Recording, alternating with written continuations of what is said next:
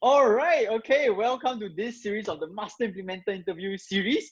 So today, right, I have Mr. Caleb Low, right? Is a brand coach. Someone who's very experienced, very high expertise in online branding space. Right, I'm so very excited, and I met Caleb like a couple of months ago, right? And I felt that he's someone that I really feel is authentic and really wants to serve and help people during this period, right? So, Caleb, could you just before we begin, just introduce a bit about yourself, right? And we'll get started in the interview. Sure. Hi, I'm Caleb. I'm the brand coach. In a nutshell, what I do, I help prospects to love you and your business because I believe this is the only way you can inspire, influence, and impact lives. That's in a nutshell what I do. Social media is pretty much my playground to generate high quality leads and build your following. Yeah. Yeah, thanks, Caleb, for the intro. So, can you just share a bit about how you get started, right? Because I think we had a talk before. So, the story of how you get started in the whole like online branding space, the whole story, I think it's very interesting, right? Can you share a bit with my audience about your whole journey so far? Okay. Well, maybe I share where I am today first. So, I've been a brand coach for slightly over a year, slightly for about 15 months.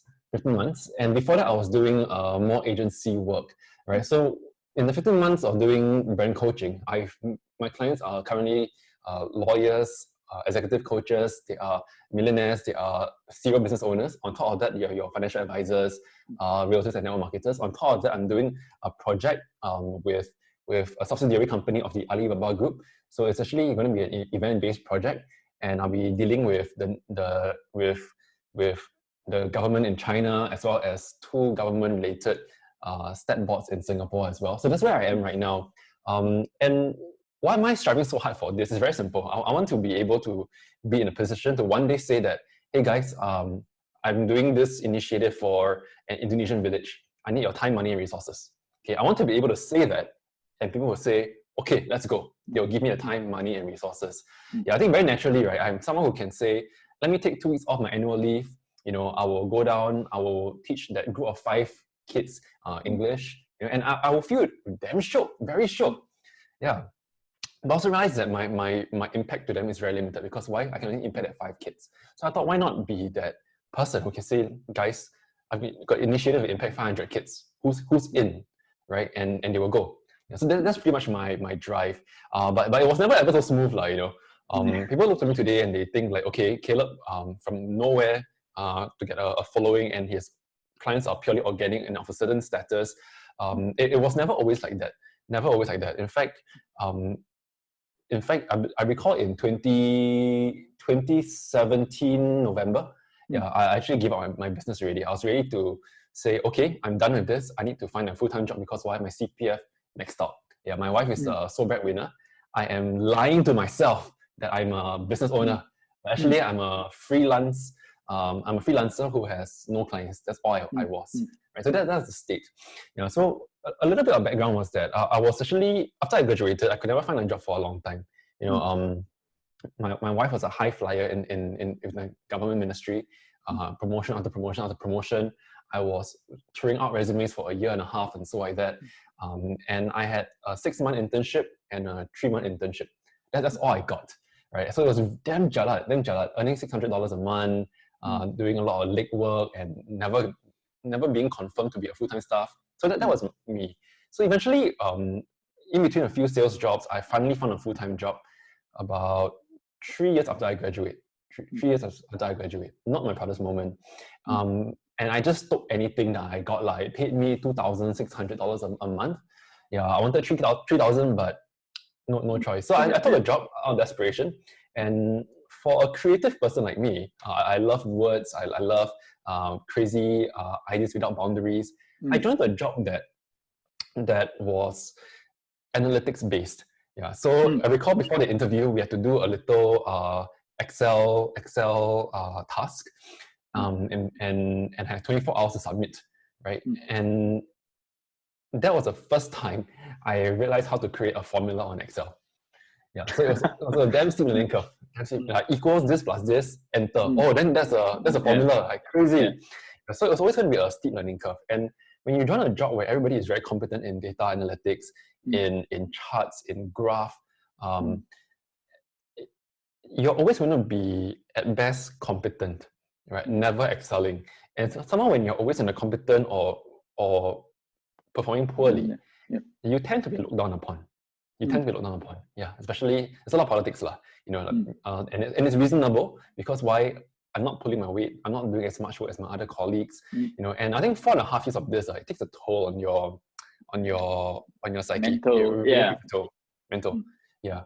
Yeah. So you definitely, so my whole mid to late 20s, I was completely unmotivated. I just assumed that I just keep doing what I'm doing. This company cannot sack me because it's government linked.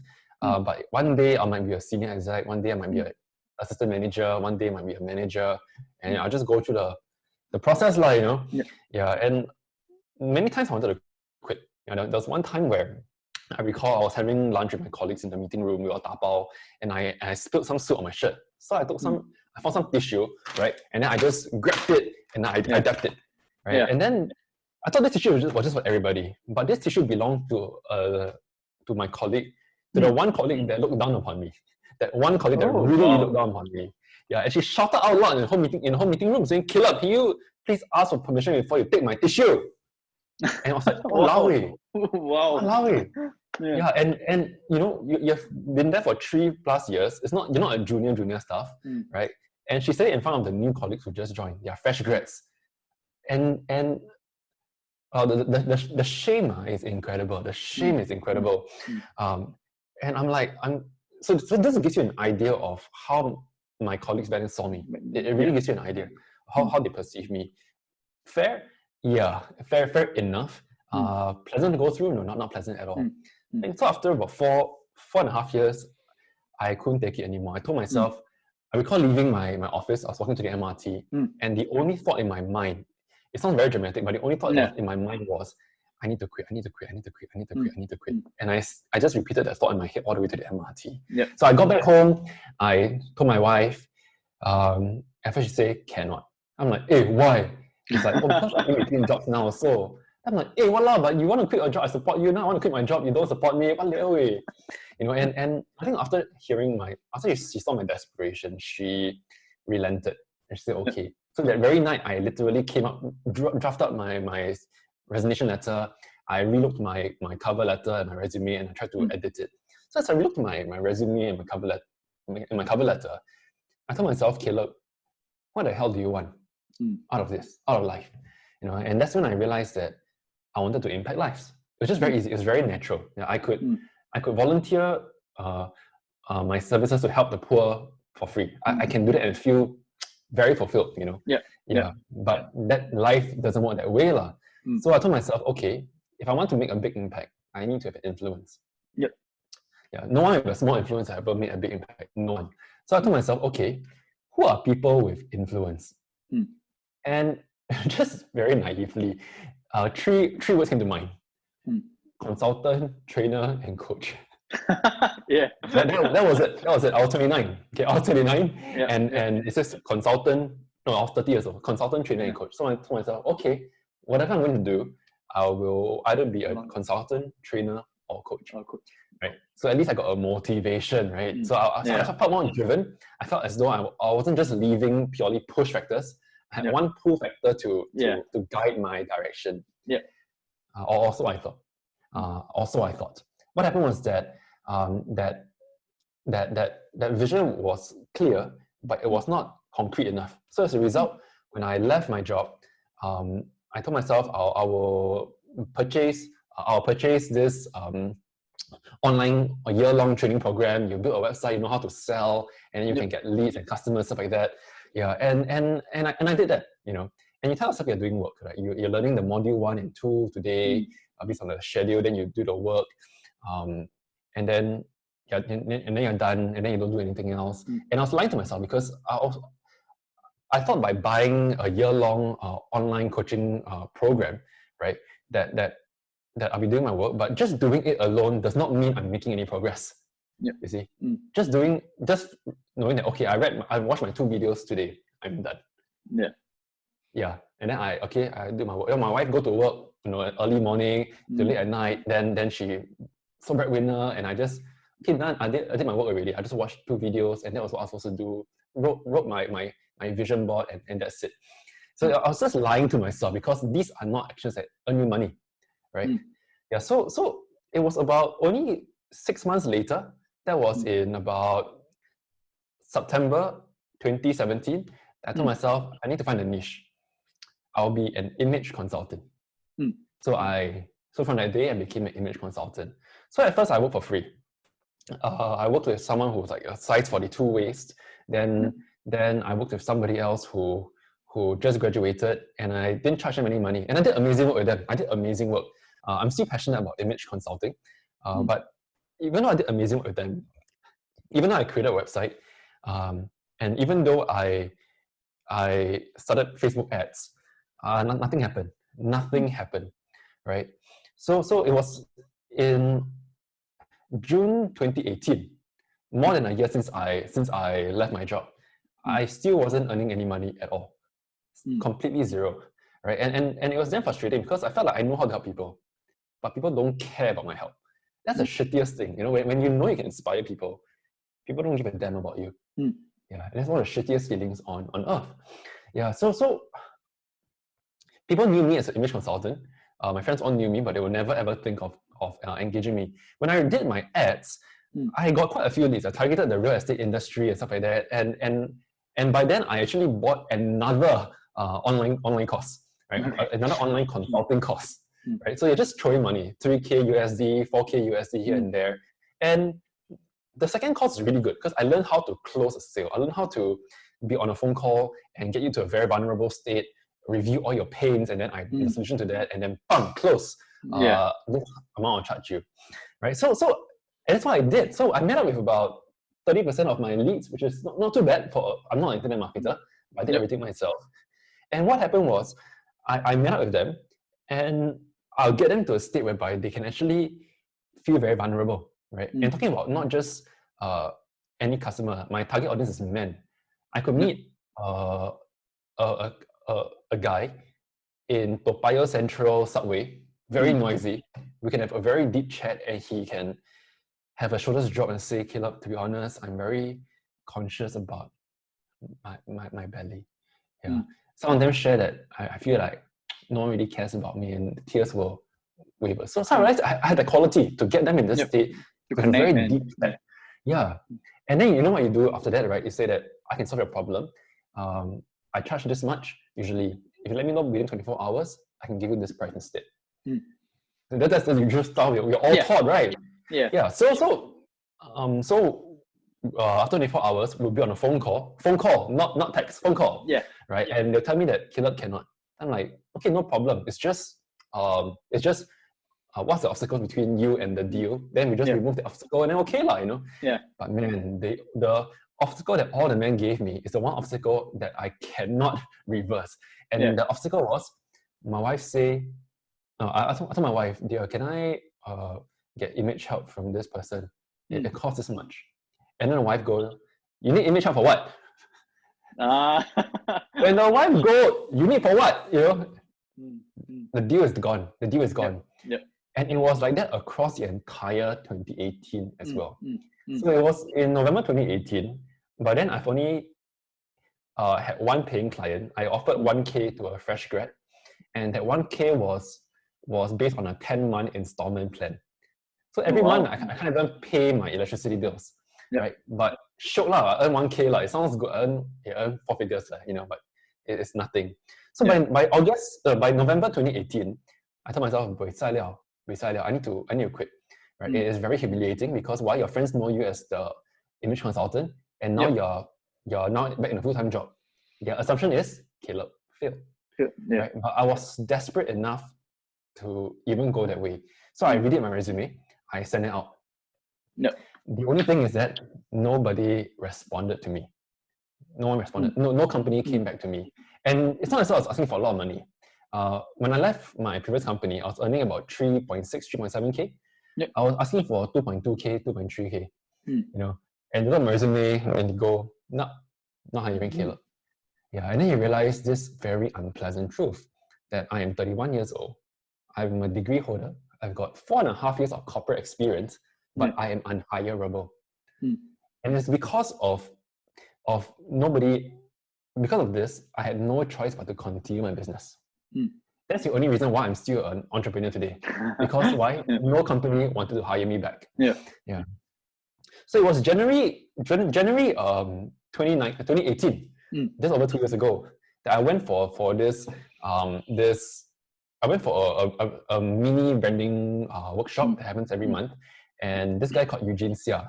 We're very close friends today. I do look up to him for branding every now and then. We bounce off a lot of ideas to each other, and in it, he was giving us, all the participants, our identity, right? So he asked me what I do. So I said, I do image, but to me, I don't really care about the exterior vanity. To me, it's all about how you see yourself, how people perceive you as an authority, how do you be respected. It's all about perception. Then he said, Caleb, based on what you just said, you're not an image consultant. You are a perception strategist. And then suddenly, right, like this light bulb just turned on, and then got the music background goes, whoa.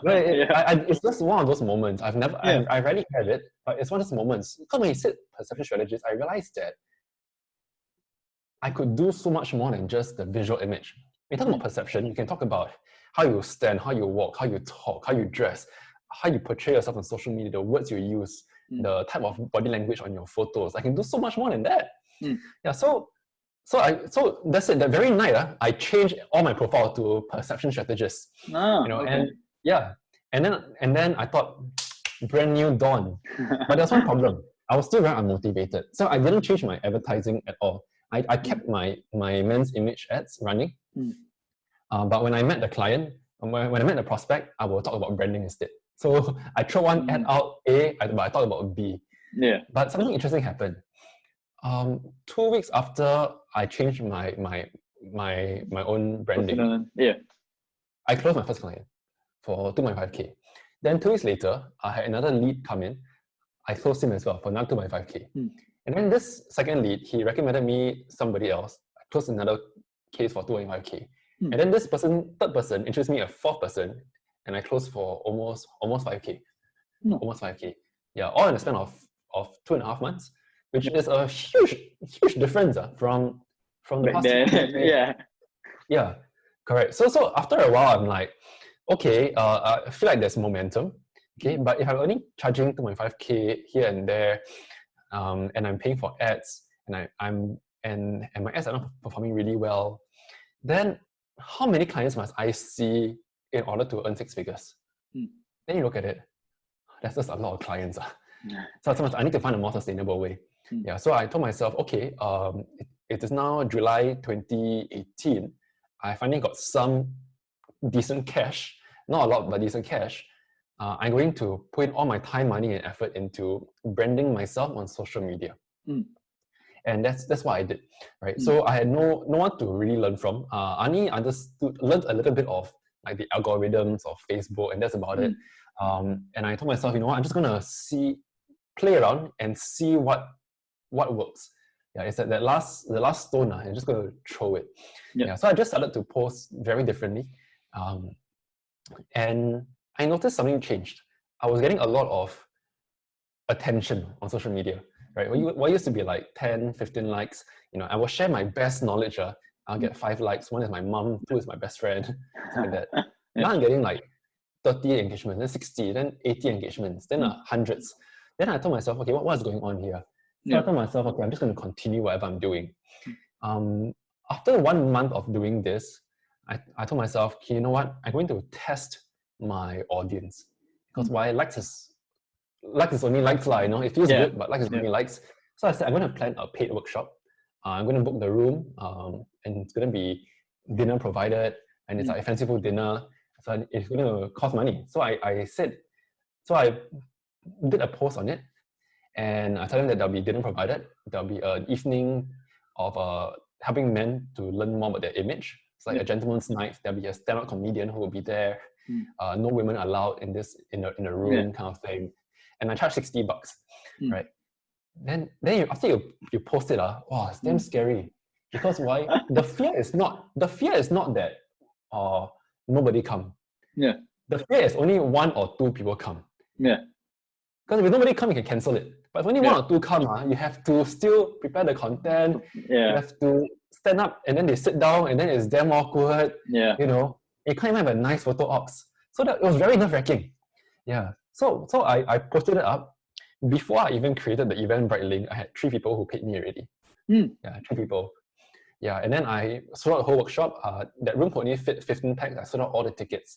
Yeah, Yep. so that gave me an idea of, okay, somehow this following can convert to money. How did I don't know what happened, but I just could, right? And then from then on, I realized that I got approached by NTUC. I got approached by a senior advisor from the Alibaba group as well. Yep. I was getting training opportunities, speaking engagements.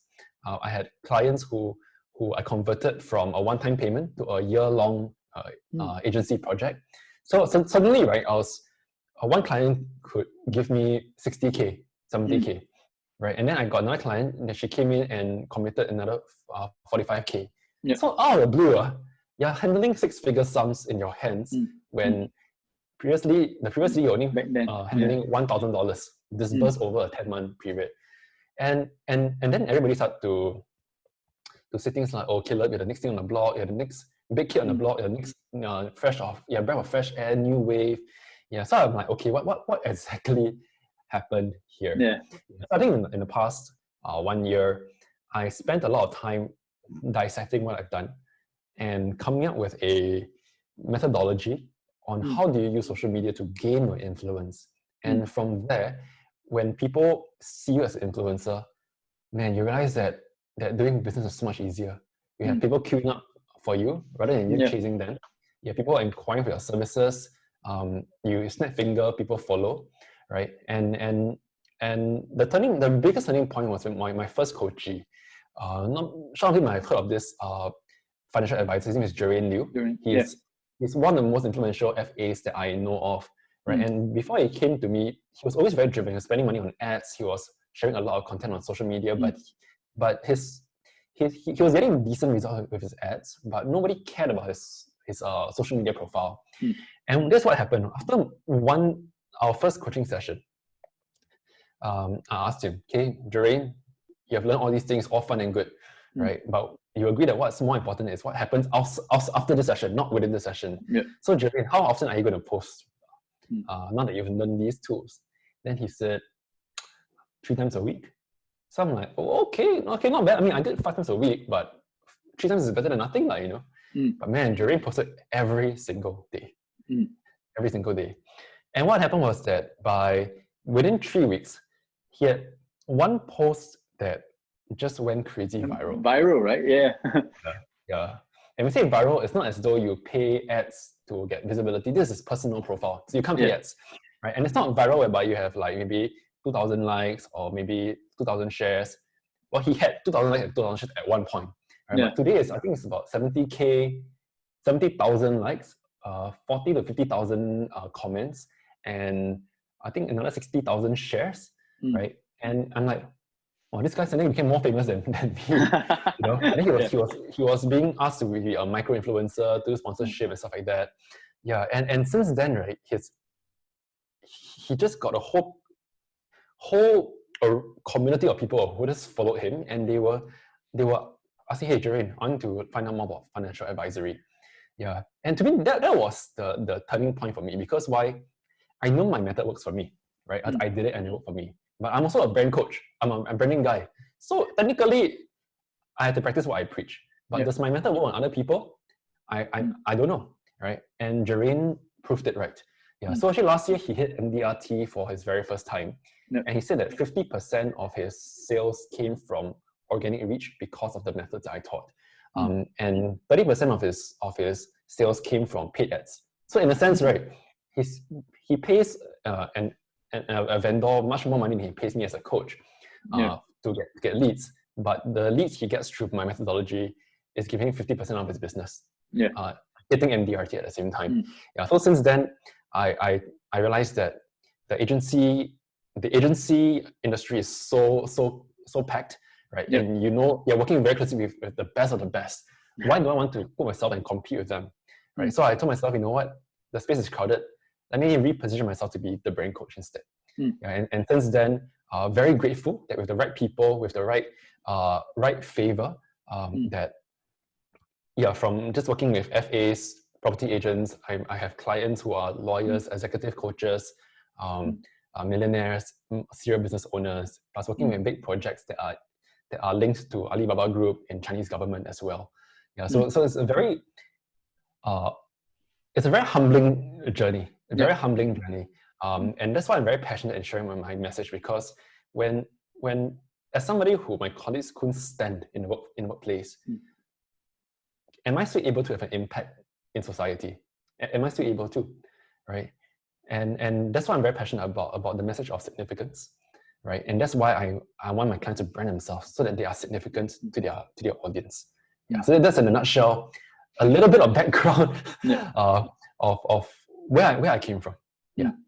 Yeah, I love the story, man, Caleb. Like, one thing I really enjoyed, one thing I really appreciated, that you were very vulnerable. I mean, you really shared about like what were you thinking at the point of time, the challenges that you faced, not just the actual one, like physical one, but what you was in your head as well. So I feel that even the story that you shared, right, Ross, could really be like provide really good learning lessons, right, for a lot of people who are starting out, for people who are nervous, and also really thank you for sharing, right? So I think I hear a lot of like perseverance, of just taking action, right? And I think one thing you really did was you weren't afraid to like change your thing, right? But a lot of people, they might be stuck, they might just want to hit it. But what you did, Caleb, is that you decided to say, okay, this doesn't work, no worries, let me try something else, and let me just go full force, right? So I think that's something that's a great tip that a lot of new people can really learn, right? So moving on to the topic, right? So Caleb, about like for people who are starting out, right? So they want to brand themselves, they want to get into online coaching, whether they are a fresh graduate or whether they are working professional, right? What do you think are some of the like one or two biggest mistakes you feel that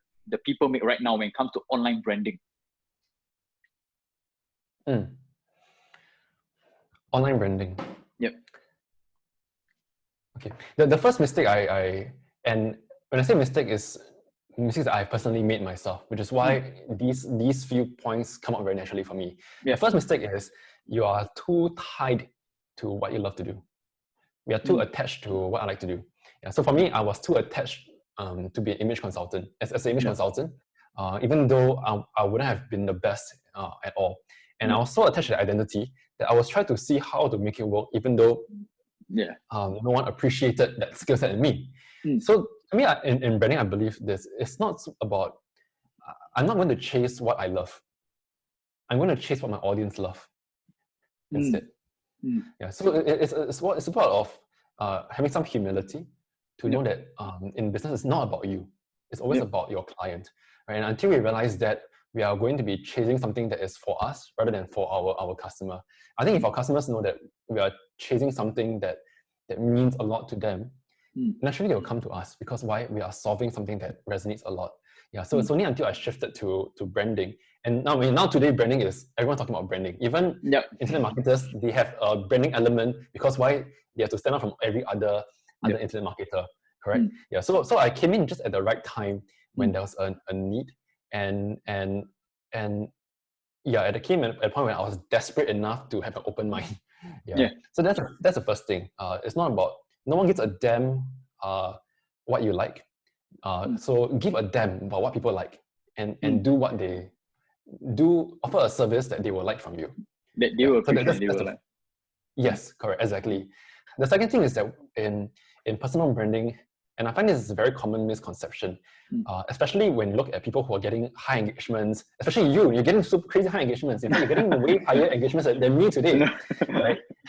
No, exactly. And people try to chase that because they enjoy the limelight, and it is nice, because why? There's an affirmation element, there's a slight adrenaline, slight addiction, and it's very easy to fall into that. But however, many people don't realize that when it comes to personal branding, it's called personal branding for a reason. And the word personal tends to be misinterpreted. They tend to think that personal means it's all about me. I position myself as the guru, and then as a result of that, people will come to me. What many realize is that this method worked when you started off Facebook 6 years ago. Right? You position yourself as the internet marketing guru. You position yourself as the trading guru, as the property guru, in a sense. Yeah, but I think since 3 years ago, people started to get sick and tired of the next guru, because why? People were overselling, under-delivering. Under-delivering. And it's true, the training space is rampant with this, and I'm glad that people like you are in communities that deliver real results, right? So, but you know how dark the market is. So as a result of that, if we try to position ourselves as the guru, Come to me, I'm your savior, I'm the shining light. People tend to be automatically cautious. Yeah, resistant, skeptical. right? Resistant, yeah. Yeah. And in that state, of resistance in their head, no matter how great a value that you share, they don't have the capacity to absorb it because of that resistance in there, right? So if we try to focus ourselves as the person, the go-to in branding, it will not work as effectively today. So to me, the word personal and personal branding means being personable. That's what it means. Yep. So what does personable means? It means being vulnerable, being very real, letting your audience know that you are on the same journey as them, maybe just 1 or 2 steps ahead only, right? And you're there to hold their hands and journey along. To me, that is what being personable is. And this to me is the quickest way to brand yourself in today's very crowded online space. Yeah, hey, thanks for sharing, Kate. I think those 2 tips are really like useful, right? Because I think firstly, of course, it's not just about what you want to share, what you want to give, right? It's also about like your target audience, like the people you want to serve, right? What are the biggest needs, and then you serve according to that, right? Well, ultimately, that's what matters, right? Your audience instead of yourself. And then secondly, I think what you mentioned about, yes, a lot of people try to position themselves as the gurus, and because of that, they actually lose that personality, that touch. And that's why, like right now, what you're doing, like authenticity, vulnerability, is all very important in today's game, right? And I actually see that, right? I think a lot of people that do that right now are those that actually get not just the biggest likes and all, but they get the most engagement. People do trust them a lot more, and that's how you get your message across. So thanks so much for sharing that, Caleb. All right. No worries. Can I share a quick just a quick tactical thing? But I think some of my audience, right, they're also wondering, like right now, I do want to have a side hustle. I want to have some entrepreneurial tendencies, but at the same time, I'm still doing a full-time. I'm full-time employee as well. So when it comes to that level, right, do you have any tips or like your take on like is it really possible for them to combine their full-time job and let's say their side hustle together as a branding? Because some of them might be afraid of how it could look like to their potential colleagues and employers or whatnot. That's a very good question. And I came a corporate as well. And there were a couple of times where one colleague, she had clearly had a side hustle.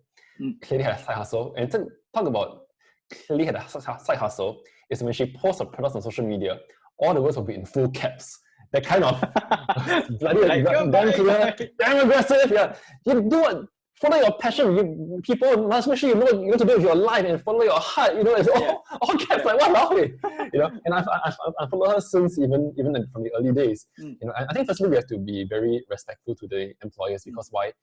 Employers they have signed an agreement with you to support you and your family financially in return for your time and effort to get the companies profitable. So I think we need to be very mindful that if you are taking a salary from people, we need to honor that contract first and foremost. In fact, if I were to hire one day, and I've got a few interns in me before, and there were times when they took advantage of my kindness. I paid them way more than other interns for way amount of less work, and they prioritize their Popeye's part-time job ahead of mine. You know, I'm like, what the hell? I'm paying you 40 an hour. Popeye's paying you what, 10 an hour? You know, and you're disrespecting it, like, you know. So even as a business owner, if I were to employ somebody, how would I feel? So to me, it's very clear. We need to honor the contract that we have signed. So if it's illegal, then don't do it. It's against the law, right? I think it starts with integrity first. So how about when it comes to say like affiliate marketing and stuff like that? Affiliate marketing, your employer will need to know. But let's say if it's a passion, so maybe what I can do, you can give me an example of a side hustle that some of your audience could be going through right now. Yeah, for sure. I think one thing is definitely a lot of them are interested in affiliate marketing, like investing program, for example, right? And they want to make it like create as much like in terms of income for affiliate marketing, right? Of this investing program to be hopefully as much as their full-time job, for example. Oh, fantastic. To me, that's the best time to start. In fact, a very good friend of mine, and I hope you guys have followed this guy. His name is Walter Lim. He's a social media agency guru. His clients are like Coca-Cola, that kind. He doesn't target SME online sales. He targets MNCs, and they come to him. His LinkedIn profile is brilliant. he doesn't get a lot of engagements, but he gets a lot of leads, which is more important. You agree, right? So he used to be the comms director of CPF. I think CPF or another stat board, one of them, I forgot. Right, and just as he was in that job, he was also posting a lot of his thoughts on LinkedIn, on comms, on social media, and was he earning money from it? No. But what he was doing was that he was growing a following throughout this period, so that when he left his job one day, he realized that, hey, I got a following now. What can I do with it? Let me start a social media agency, and there are really clients to see me as an authority. So to me, sharing your passion on social media is perfectly fine. Right? It's like sharing a hobby. It's like sharing a hobby, and an employer cannot fault you for liking to take photography on weekends. Right? Yeah. But if the contract says you cannot earn money, then to me, I would advise you not to. In fact, I advise anybody not to, or to declare it at least. Right? So to me, it's about being very open with employer, honor them, but within the parameters given to you based on what contract, do as much as you can within that parameters. Yeah. Okay, thanks, Caleb. So I think what really say, of course, for sure, integrity is number one, right? If you think, as in terms of the contract, they say no, you can't. Of course, you don't, right? But at the same time, that doesn't stop you from sharing your passions, right? Sharing your work with the people and everything. And Exactly. I also really like that suggestion, because I always realize that when you write your thoughts, when you write your insights and everything, when you write it out to the public, right? Actually, you also get to internalize the knowledge and insights for yourself better as well, right? You get to remember it. So it's like win-win, right? You get to share a message, people get to know you, and you also get to learn faster as well, right? So the trainer actually is the best student, right? The trainer is the trainer is the best student, So that's one thing that I really, even right now, I practice, right? Yeah, because you get to like learn so much more when you actually come from the angle of wanting to be a teacher, right? Exactly. So exactly. Caleb, so next question, right? I think this is something that I'm very excited about, right? So I'm sure you have coached large number of coaches, right? You have conducted various talks over your years, and I guess just from your observations alone, right, at least in the online branding space, right? What do you think are some of the characteristics of traits, right, of people, right, who's in terms of their branding, their in terms of perception, like in terms of success, right, is actually way faster and better versus that those who might not be at the level or the kind of branding that you want, right? What characteristics do you think like that first group have that maybe the first group, that the second group could have a bit more of?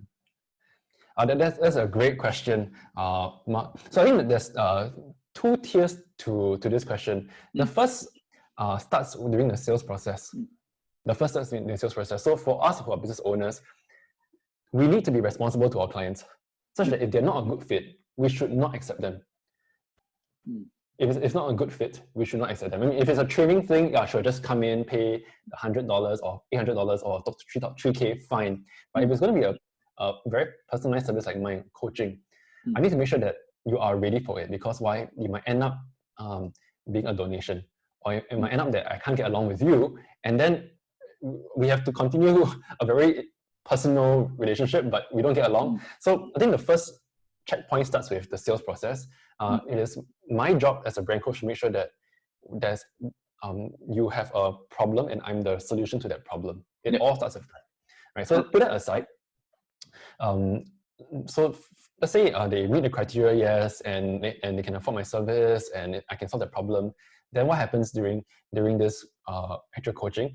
Who are the people who actually get damn good results, and who are people who just end up taking no action, even though they can pay me very high 4 figures for a few coaching sessions? So the difference is actually only one thing.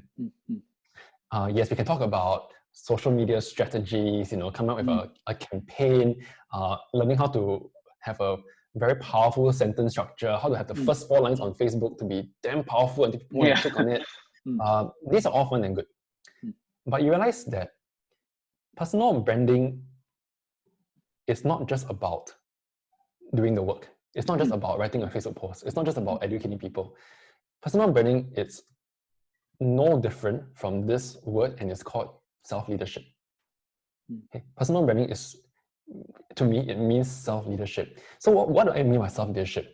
So do you realize that leaders speak very differently from followers? For sure. Leaders speak very differently from followers. You see how speakers, they're always ready to go on stage and have that reflection or a learning point ready to share. They're always ready to share. Followers, they tend to keep their opinions to themselves. Yeah. They tend to feel like, or perhaps I'm not a natural born leader. That's for somebody else, or somebody else who have an easier time being a leader than me. The thing is that if you want to be have a strong personal brand, that's basically telling the whole world that you are a leader in that field. Yep. Right. A lot of my worst clients are, or my clients who tend to not get the best results are those who want to be seen as a leader, but they don't believe they are a leader. They don't think they're a leader. They just want to be seen as a guru so that why people will come to them for more sales. Yep. Right? And these are people who will never ever put in the work because why? In their minds, their voice does not matter. They just want to have the fruits without the tilling the soil, watering, planting the seeds. Correct. Yeah. Right? And the best clients are those who are ready to look back the whole day. What is that one learning point? They see an old lady crossing the road. Just on that image alone, they come up with a powerful message for their audience already. It happens naturally. And this became very real to me, especially at the start of this year, when I reflected about, hey, why do I have some clients who are crazy influencers and they are getting more leads than me, the brand coach? You know? And there are some customers whereby they can pay me $6,000 for a few sessions of coaching. And at the end of the day, they can only write, over 6 months, they can write 4 Facebook posts. Oh, wow. Okay. That's a lot of money per Facebook post, you know? As I dissected, I realized it's all in the mindset, right? And this became really clear with this lady, one of my latest clients, she's a Prudential financial advisor. And at the start, right, she was ready to go. You know, we had a very long chat. I told her that we can only go forward if you are ready for all this hard work. And she said, yeah, let's go. Here's the money, pam. You know, then okay lah, I take the money and move ahead. And I realized I found myself almost begging her to do a post. Take action. Almost begging her to write this. Then send me out. I will send me your draft. I will relocate for you. And it was very forced. And she'll write about me 2 posts a month. Yeah, and then what happened was that in February, March, I started to have more deep phone calls with her outside the brand coaching. And I realized that there was a lot of other factors that was holding her back from writing, right? Teaching her how to write better will not make her write better. Yeah. So after many conversations, I realized that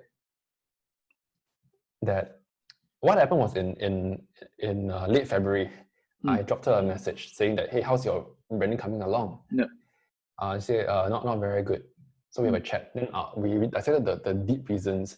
And she told me that she wants to be somebody who empowers and inspires people. You know?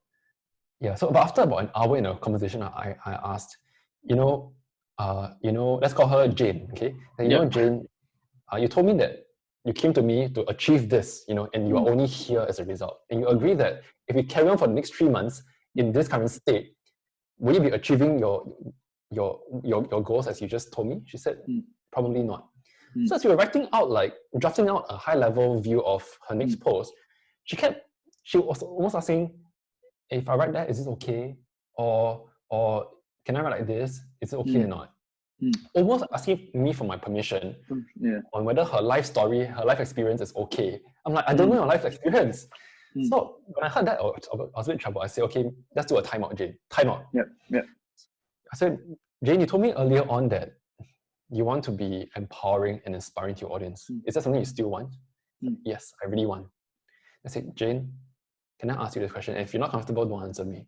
But my question is, do you believe that you are empowering and inspiring right now? There was silence for 8 seconds. Her response was, no. You see, the moment we believe that we're uninspiring, we'll be writing uninspired talk. When we are angry and we write a post to copy on social media, we think we are calm, but no, the text comes out very angry, right? And when we are joyful, when we type it out, the text will appear a bit more lighthearted. That's just the nature of how humans are, which is why everybody sounds angry on social media, because why? They're writing out of a intense passionate to get level, my voice heard. Yeah, so that's a very, and so it's just how social media works. So I realized that, okay, I have to focus, for Jane, I need to focus not on the better writing, I need to focus on an improved mindset. And that starts to be a whole new journey for her to improve. And now she, recently we had another phone call, she had another down moment. I focus not on strategy, I focus more on her mindset. And after 10 minutes, she's like, Caleb, thanks for that, I needed it. I will send you a draft on one post tonight. Yeah. So she didn't send me a draft that night. She sent me 2 drafts the next morning. And I had 0 inputs and 0 edits to that. I had 0 additional inputs and 0 edits to those 2 drafts. And those drafts are business related posts. They are linked to her being an FA, an industry that people tend to run away from. And she's getting way higher engagements than I today. And she's starting to, she says that she has a lot of people PMing her about, thank you for sharing this message. I needed to hear this. And she's starting to see that she's becoming an influence in people's lives. And this gives her that door to enter it as a financial advisor. So to me, my best clients are people who accept that their voice matters and they're ready to inspire people. And so part of my brand coaching is, yes, I know the strategy, but that's just the easy part. Anybody can do the strategy part. My focus is how do I go deep with you so that you know your voice matters. And when people hear you, they hear a leader and they see somebody whom they respect. That's a very big part of my coaching today, after one whole year of hits and some misses. Yeah, Caleb, I think that's one of the most powerful messages, right? Most powerful responses when I ask this question, right? It really comes to like, it's not just about, like you say, it's not just about the tactics and everything. It's actually what goes on inside your head, right? And of course, when it comes to branding, when it comes to being someone of influence, right? Definitely your message, like what you say yourself, your self-talk is going to be so important, right? And very quickly, right, Caleb, is it okay if you could just share a little or just 1 or 2 critiques on how you can nurture that kind of belief, right? Like when you did for Jane, for example, like could you just share just a little bit, right? Like what you have done, was it for Jane or someone else that might have struggled with their mindset? Well, I think that could actually be very insightful and useful for people to know. So there's 2 ways. So firstly, one way is to engage a coach, right? Secondly is to learn how to do it yourself, right? So by engaging a coach, I can do it, but there's many great coaches out there as well. But I think more importantly is that if you were to engage a coach, make sure that the coach is not about purely just knowledge. Because why? You can learn it yourself. You can learn it yourself. The coach must be able to be very present with you. And your coach must have the ability to know when to shut up. So that why you are able to process your thoughts. And as you process your thoughts, you gain an incredible amount of clarity. And your coach's job is only to, as you react, he just nudges you in the right direction, while allowing you to keep talking, right? So once you achieve that clarity, then we can talk about the branding strategies. So to me, having a coach who is skilled enough to be incredibly present, just you and me, everything else fades away. And he must have the ability to listen. That is what is expected of a good coach. So after a session with a good coach, you should be energized. Otherwise, either the coaching session was not long enough, or the coach didn't dive deep enough with you to feel energized. And you must be feeling more spurred to take action, like what Mary did. From asking for my permission. Please, is this okay? It's okay. This line, can I write that? To in 10 minutes phone call, 2 drafts, and I have nothing to add. Right? So a coach must be able to, that should be the end goal after a coaching session. Otherwise, it will be a waste of time. Right? The second thing, so that's if you were to engage a coach, which is speeds up the process. To engage, you want to do it yourself, very simple. Be part of a community that energizes you. Be part of a community that energizes you. So one thing I've done right now is I'm learning to ignore all COVID-19 related news. Because it's just depressing. High five. Because we know the message. We know it's going to be a panic buy, fear of business losses. more cases happening every year. McDonald's closing, this closing, that closing. So the rhetoric is the same, right? So reading it will not add value. Maybe I'll just keep lookout for the GovSG daily WhatsApp updates, right? But everything else, the message will not change, right? So I'll rather, since that's not going to change, knowing more about the same thing is not going to improve my life. So I'm just going to focus on things like, if I were to put myself in a community, I think a community is highly energizing. You have a great energy, great values. And I think you've seen my community, the Brand Awesome group. I almost don't talk in that WhatsApp chat group. People are talking, and I decided to, okay, don't talk so much anymore, right? It's 11 p.m. Let's stop talking right now and go to sleep, right? So these are, and I've heard feedback that they find this community very safe. They feel that they're able to share without judgment. And these are one of them is a global speaker. He speaks to speak in front of thousands of people at corporate level. And this guy is also even have a book deal signed with Penguin. A Penguin book deal. A Singapore fella, younger than me. A book deal with Penguin.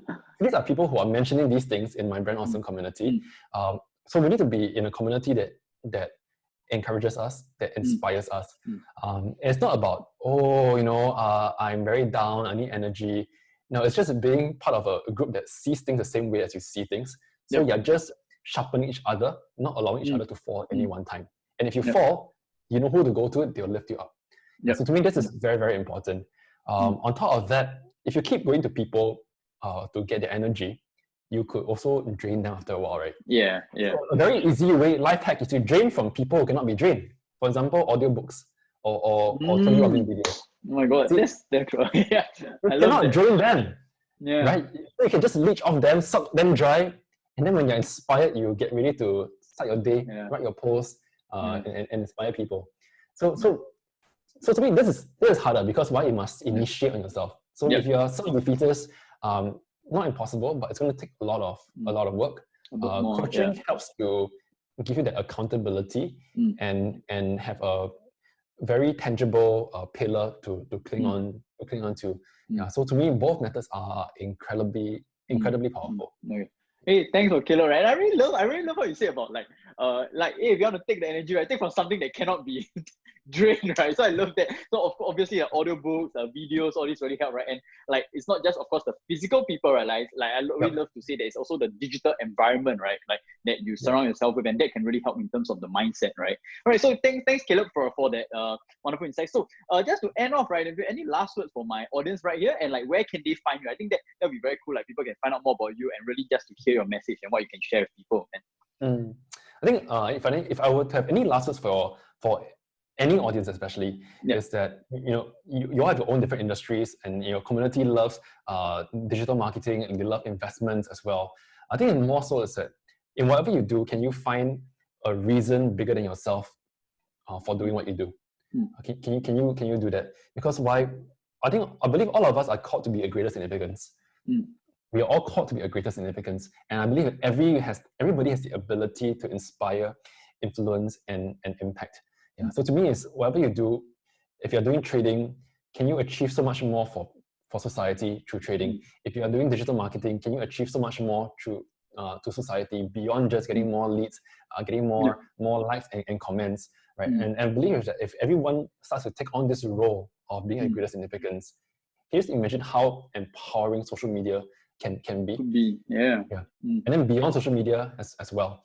So to me, this is the core of my message. How can I help how can everybody desire to, not just abundance. Abundance is the baseline. It's the baseline already. Can it be abundant and then be a greater significance to other people? Let's start to challenge ourselves consistently, right? So if you want to find me and more about my message, follow me on my social media profile. That's the easiest way. I do have a Facebook group. However, I am selective. So there's a list of questions that will give you an idea of who might be a good fit in this Facebook group. But it's where I will definitely share a lot more value. I have not openly promoted this for a reason, because I'm not desperate for numbers lah. So, but these are where I can be followed lah.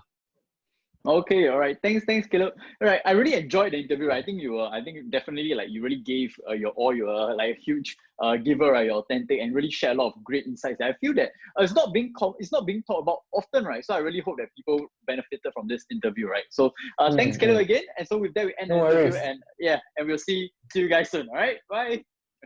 Take care.